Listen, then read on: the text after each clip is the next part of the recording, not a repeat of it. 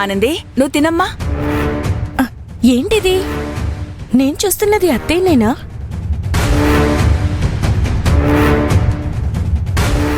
ఆనందం చూస్తేనే కస్సుబుస్సనే ఏమిడా, ఇప్పుడేంటి మరి కొసిరి కొసిరి తినిపిస్తోంది?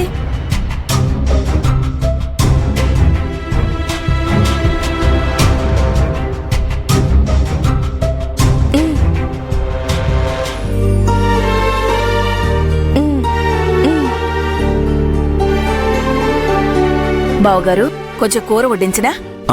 చాలు. మీ అత్తాకోడలిద్దరినీ చూస్తుంటే చాలా సంతోషంగా ఉందండి. ఆనందిని కన్న తల్లిలా కంటికి రెప్పలా చూసుకుంటున్నారు. నిజంగా మీ మనసు చాలా గొప్పది. ఎక్కడ మీరిద్దరూ ఎడమొహం పెడమొహం పెట్టుకుని తిరుగుతున్నారు అని చాలా భయపడ్డాను. తిను. కాని మిమ్మల్ని చూశాక నా భయం మొత్తం మాయమైపోయింది. మిమ్మల్ని ఇలా చూస్తే ఆనంది అమ్మా నాన్నలు తెగ సంబరపడిపోతారు తెలుసా? మేమే కాదు, మీరు కూడా అమృతతో పాటు కలివిడిగా ఉంటూ వాళ్లకి పుట్టబోయే పిల్లల్ని మీ చేతులతో ఆడించాలి, లాలించాలి, ఎత్తుకొని తిరగాలి.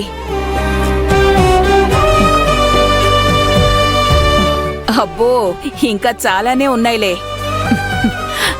ఏం అమృత, నేను చెప్పింది నిజమే కదా? అవునత్తయ్య.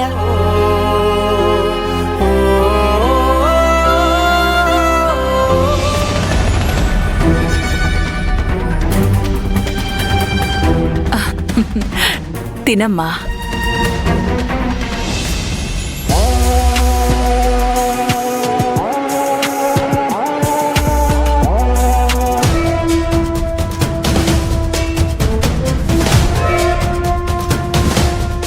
అమ్మా,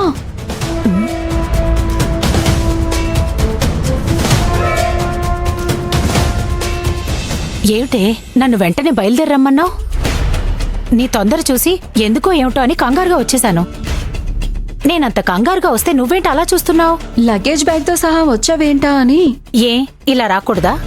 ఇట్నుంచి ఇటే తిరిగి వెళ్ళిపోయేదానికి చేతిలో లగేజ్ మోసుకుంటూ రావడం ఎందుకా అని. నీ మాటలు నాకేం అర్థం కావట్లేదే. నా లైఫ్ ఏంటో నాకే అర్థం కావడం లేదమ్మా. ఏమైందే? ఏమవుతుంది? ఏం జరగకూడదనుకున్నానో అదే జరుగుతుంది. అదే ఏం జరిగింది? ఆ ఆనంది వచ్చి ఇంట్లో చేరింది. ఎవరింట్లోనే? ఎదురింట్లోనో పక్కింట్లోనో దిగితే నేనెందుకు టెన్షన్ పడతాను? నిన్నెందుకు రమ్మంటానమ్మా? అంటే అది చెప్పాగా, ఇంట్లోనే తిష్ట వేసిందని. అదెప్పుడు జరిగింది? ఎలా జరిగింది? అది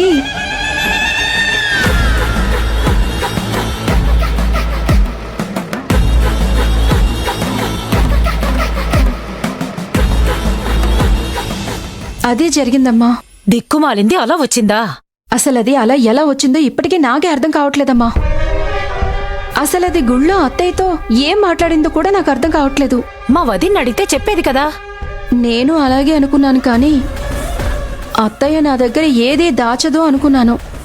వామ్మో, అత్తయ్య మామూలుది కాదు. అంటే ఆనందితో కలిసిపోయి వాళ్ళు ఒకటైపోయారా? నిన్ను ఒంటరిదాన్ని చేశారా? అమ్మా అమ్మా అమ్మా, నన్ను పూర్తిగా చెప్పనిస్తావా? ఆ ఆనంది ఇంట్లోకొచ్చి తిష్ట వేసిందన్న ఒకే ఒక్క మాటతో నాకు పూర్తిగా అక్కడ పరిస్థితి అర్థమైపోయింది. ఇక నువ్వు చెప్పేదేంటి, నేను వినేదేంటి? అమ్మా, నన్ను చెప్పనిస్తావా లేదా? చెప్పు. అసలు ఏం జరిగింది? ఆనందిని ఇంట్లోకి ఎలా రానిచ్చారు? అది నీకు ఏం చెప్పి ఇంట్లోకి వచ్చిందని అత్తయ్యని ఎన్నిసార్లు అడిగినా మాట దాట వేస్తుందే తప్ప అసలు నిజం చెప్పడం లేదు.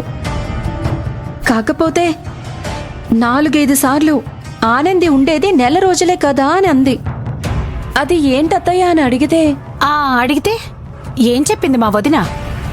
చెప్పింది, ఆనంది కొత్తిమీర పచ్చడి బాగా చేస్తుంది అని చెప్పింది. తులసి, లేకపోతే ఏంటమ్మా, అత్తయ్య ఏమీ చెప్పలేదు. అప్పటికప్పుడు ఏదో ఒక మాట చెప్పి తప్పించుకుంటుంది. అయినా సరే ఆ ఆనందిని ఎలాగోలా బయటికి పంపించాలని నా స్టైల్లో నేను కొన్ని ప్రయత్నాలు చేశాను. ఒకసారి దానికి తల పగిలేలా ఏర్పాటు చేశాను.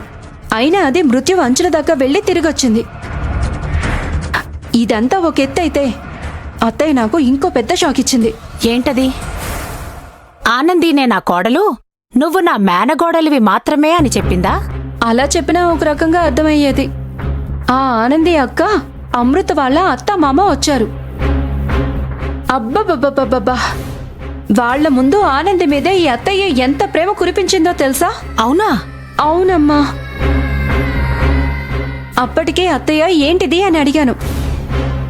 నీకిప్పుడు కాదు తర్వాత చెప్తా అంటుంది తప్ప అసలు విషయం చెప్పదు.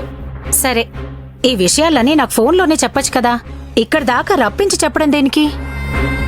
నా మనసులో బాధ, నా ఏడుపు తల్లివైన నీతో కాక ఇంకెవరితో చెప్పుకుంటానే? ఎలాగైనా అశ్విన్ బావని ఆనందిని విడగొట్టి బావ చేత 3 ముళ్ళు వేయించుకుందామన్న నా కోరిక తీరేలా లేదమ్మా.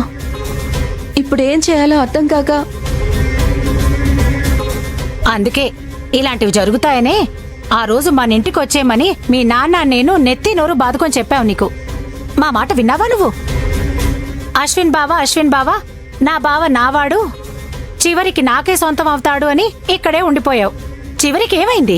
అబ్బా, ఆ ఆనంది పీడ ఎలా వదిలించుకోవాలో సలహా ఇస్తావని ఇదంతా చెప్తే ఇలా తిడుతున్నావేంటమ్మా? దాని గురించి నీకెందుకు? నీ జీవితం గురించి నువ్వు ఆలోచించుకోవే. రా, వెళ్ళిపోదాం. లేదమ్మా, నీతో అలా వచ్చేయటం అంటే ఈ తులసి ఓడిపోయినట్లు. నేను ఓడిపోను. ఇప్పటికీ చెప్తున్నాను, బావ నావాడు, నాకే సొంతం కావాలి. దానికి ఏం చేయాలో చెప్పు. అయితే పద. ఎక్కడికి? మా అన్నయ్య ఇంటికి. వద్దమ్మా. లేదు, ఇంటికి రావాలి. మా వదినతో అమ్మీ తుమ్మి తేల్చుకోవాలి. అమ్మా, అలా గొడవపడి సాధించేది ఏమీ లేదని నాకు అర్థమైందమ్మా. అయితే మరేం చేద్దామని? ఏదో ఒకటి చెయ్యాలమ్మా. దాంతో అత్తయ్య బావ మన చేతిలో లాక్ అవ్వాలి. అలా ఎలానే? చెప్తా, ఆలోచించి చెప్తా. సరే, పద ఇంటికెళ్దాం. వద్దమ్మా, ఇట్నుంచిటే నువ్వు మన ఇంటికి వెళ్ళిపో. నేను బాగా ఆలోచించి ఒక ఐడియా చెప్తాను. అప్పుడు నువ్వు ఇంట్లోకి ఎంట్రీ ఇద్దువు గాని. అంత దూరం నుంచి వచ్చి మళ్ళీ వెంటనే బస్సు ఎక్కాలంటే నేను పడే కష్టం ముందు ఈ ప్రయాణం ఎంత? వెళ్ళమ్మా, వెళ్ళు. నువ్వు కూడా వాళ్ళని ఎలా లాక్ చేస్తే బాగుంటుందో బాగా ఆలోచించు. అలాగేనే. వెళ్ళు.